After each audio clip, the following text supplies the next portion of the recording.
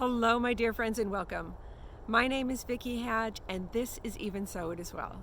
Today, I'm going to do a book review.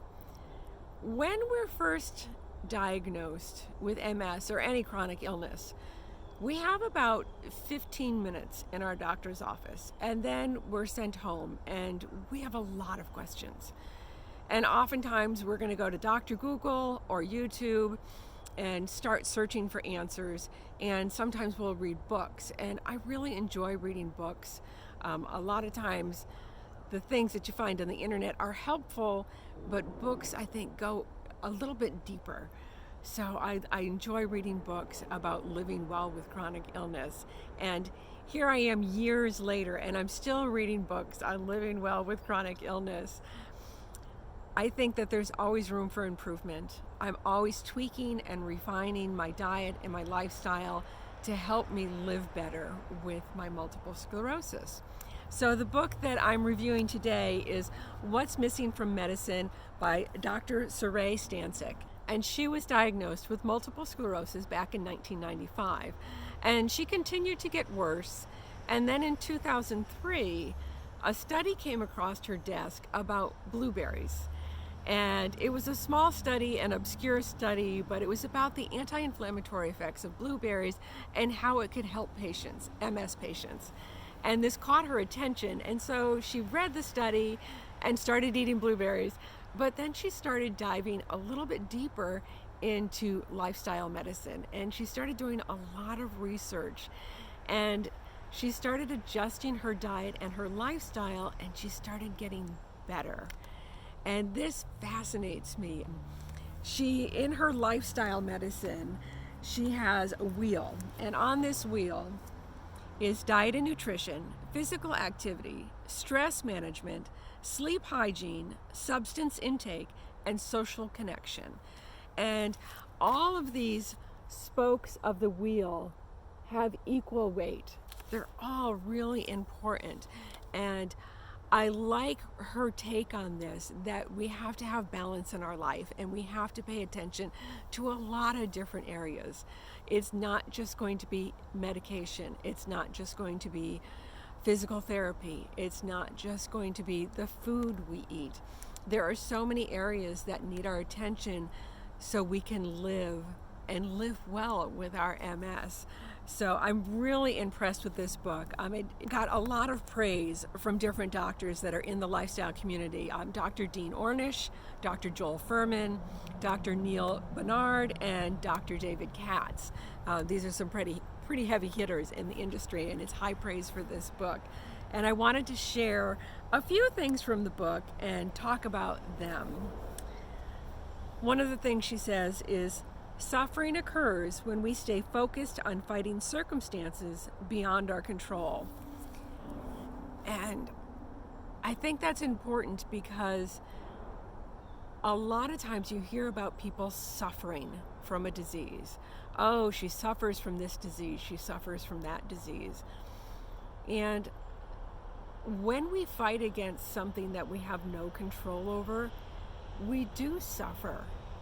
And I choose, in the way that I'm dealing with my chronic illness, to not focus on what I can't control, but focus on what I can control. And diet and lifestyle are two things that I can control, that we can control. So that was one of the things that really struck me. Another part of the book says, in lifestyle medicine, we're trying to address the cause of a problem rather than the symptom. And I think this speaks volumes to Western medicine. Western medicine treats symptoms. We go to the doctor, we have a complaint, and they treat that complaint. They don't look at the big picture oftentimes. And so we're treated for a symptom. And that often involves a pharmaceutical or a procedure such as surgery. And I believe looking at the person as a whole is a better way to treat a patient. So that was really striking to me as well. In another part of the book, she quotes Maya Angelou. Do the best you can until you know better. Then when you know better, do better. Yep. And I think that's part of the reason that I continue to explore books, and I continue to search for answers and continue to look for ways to tweak my diet and lifestyle, because when I know better, I can do better. And there's more and more research coming out all the time on things that we can do to help ourselves. So I think that's an excellent point.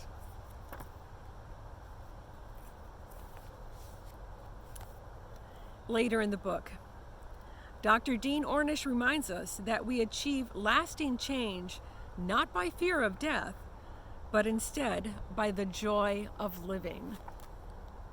I try to lead a joyful life, and I think that's a good goal.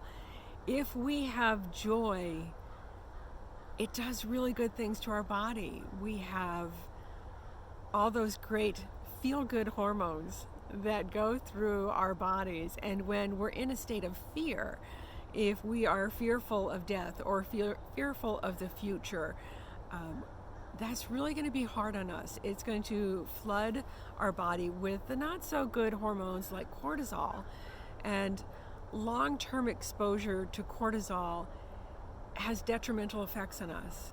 And living in a state of fear of the unknown and fear of the future can really wreak havoc with our minds as well.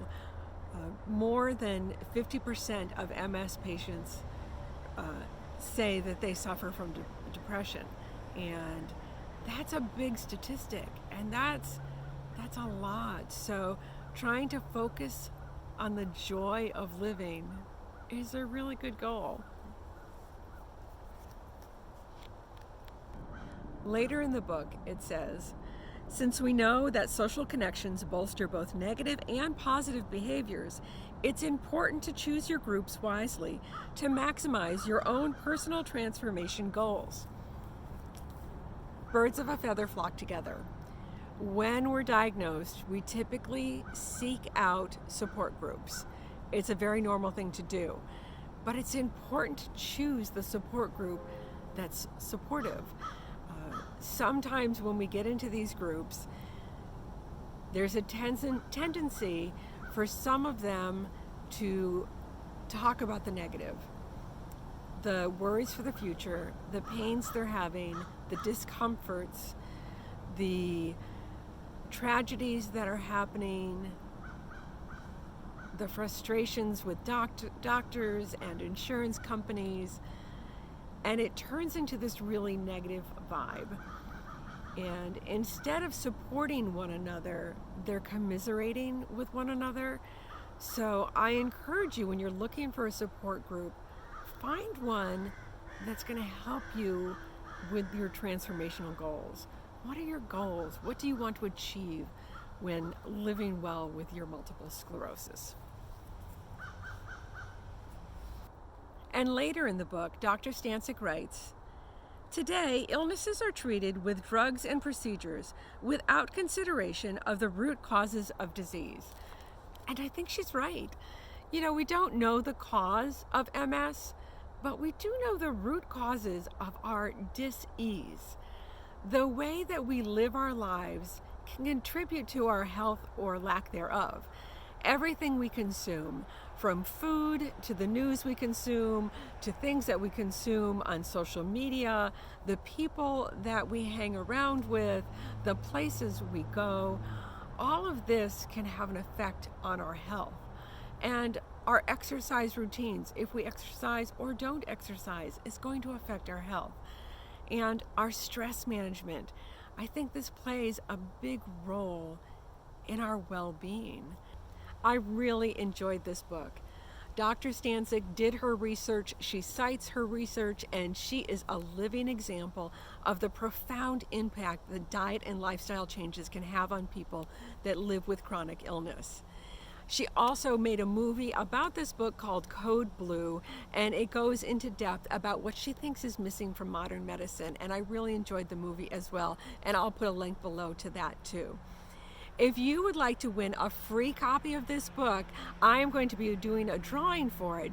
I put a link down below to sign up for my newsletter, and I will do a drawing next Sunday, November 7th, 2021, and send one lucky viewer a free copy of the book. I'll also put a link to the book so you can order it for yourself. Thank you so much for joining me today. If you enjoyed this video, please give it a thumbs up. The like icon under the video, that helps this channel and helps others to find it. And if you've not subscribed yet, what are you waiting for? Go ahead and hit subscribe and the notification bell so you don't miss any upcoming videos. Until next time, my dear friends, be well. Sorry, there's a bus going by. And now we have an airplane. There goes another bus. And there goes a truck. Gosh, it's loud out here. And there goes another school bus.